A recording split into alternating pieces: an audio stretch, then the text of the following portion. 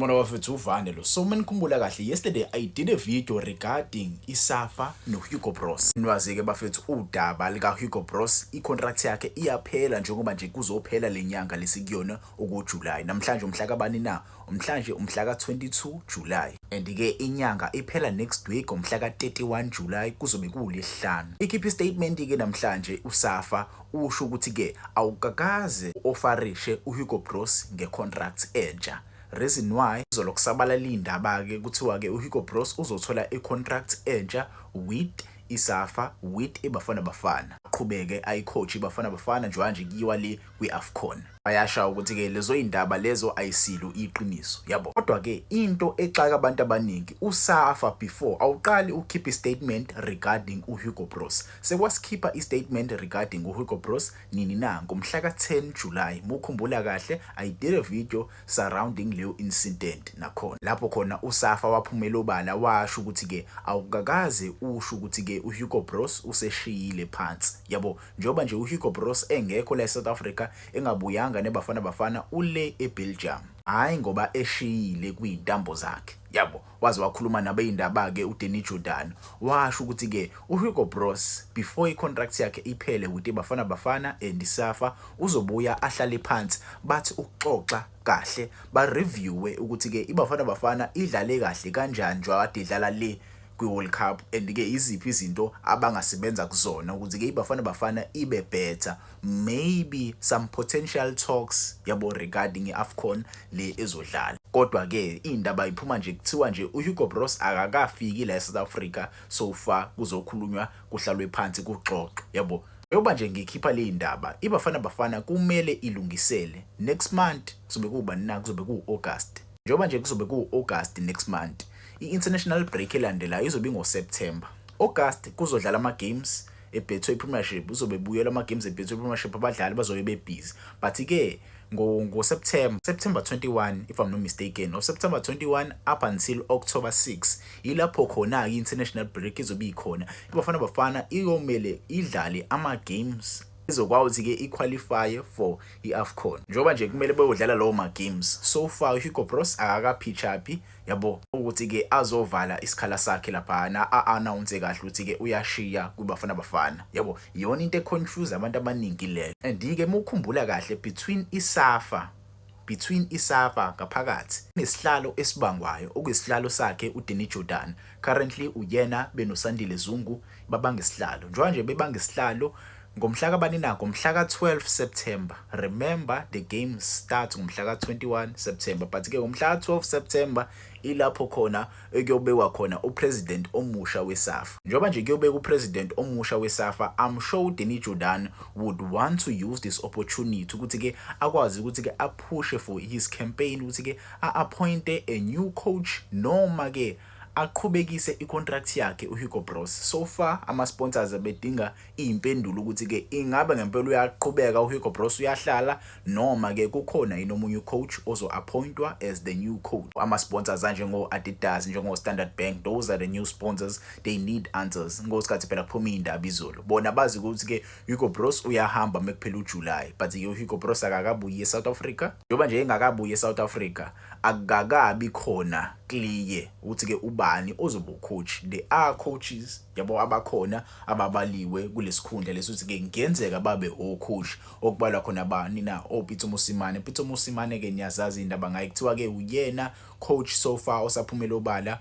washo ukuthi ke u-applyile as yabo ucoach omusha weBafana Bafana u-applyile because ke kuthiwa ke ispace currently besisa vacant yabo. Waseke ifaka iCV yakhe. Bakhona abanye ocoach yabo abathanda ipublic kakhulu abanjengo Benny McCarthy. Those are the coaches abantu abangajabula ukuthi ke bababone beyicoach iBafana Bafana. I think uBradley Carnell is another top coach esengezwe ngayo ukuthi ke naye angabe ucoach right weBafana Bafana. Another notable coach which is Jose Riviero, the former Orlando Pirates coach. He's a very good coach.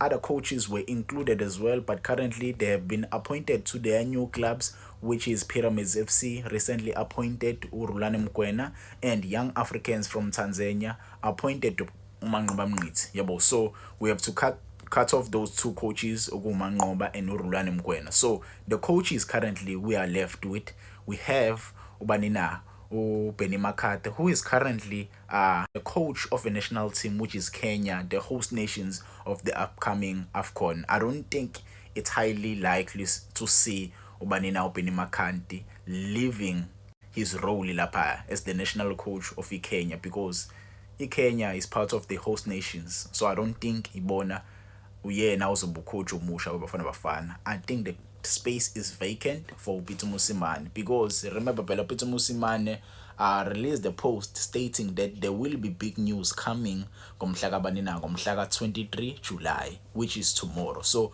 we might expect some news from yena Peter Mosimane on the 23rd of July. We don't know ukuthi-ke iy'ndaba asiphathele zona iziphi. Last time he made us wait ukuthi-ke kuney'ndaba azoyiletha, but-ke he spoke about the podcast ukuthi-ke he will be starting a podcast where he will invite people within football and the previous coaches aseka-coacha nabo asesebenzile nabo previously.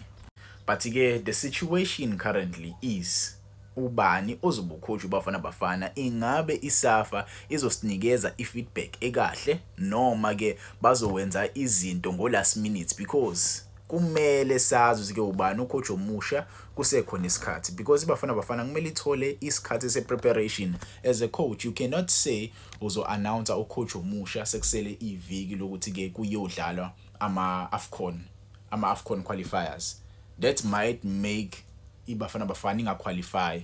Yabo, enye izinto lezo ozodala ukuthi-ke iBafana Bafana ingaqualify inhlobonhlobo nje, because awukwazi ukuthi-ke iBafana Bafana uyilindise isikhathi esingaka. Kumele ngabe usekhona vele ucoach already useyicoacha iBafana Bafana. There are many nations lapho khona siwabona ku-World Cup, ephuma ku-World Cup, but already there were coaches asebe-announcewe as their new head coaches. We saw with German after they were knocked out, they announced ukuthi-ke they are going to have the former Liverpool coach Jurgen Klopp as their new head coach weGerman.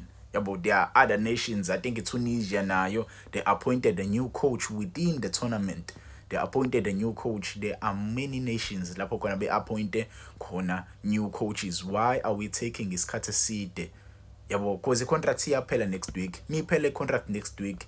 Iziphi izinto enzo like zithini indaba ngempela. But-ke mina I'm looking forward to the announcement. Maybe ke ezoshiwo yena uPeter Mosimane. Maybe ke uPeter Mosimane might give us indaba ezimnandi kusasa if kwenzeka ngempela ukuthi-ke uyena uzoba ucoach uBafana Bafana. But-ke uma kungekho njalo kusazoba nzima kakhulu for thina as abalandeli bebhola bala eSouth Africa, because iBafana Bafana from now on phela uHugo Broos uyithathile wayibeka kwelinye izinga.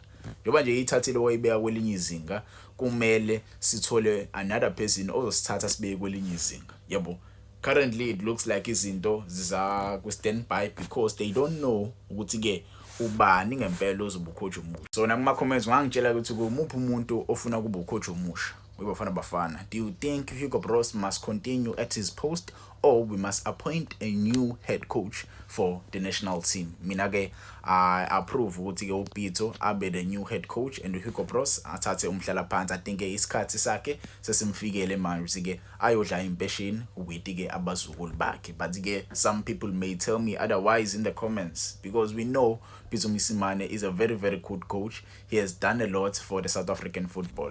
Ngixolise kakhulu bafethu. I tend to talk a lot. Ngomuntu vele ojwayele ukukhuluma kakhulu. So when you see my videos, thatha isikhathi eside uthaphele. It's just that I have a lot of information that I like to share with you guys. Yabonga, ngiyathanda kubonga nje isupport eninginikeza yona. I see go Facebook we have reached a milestone 600k right now.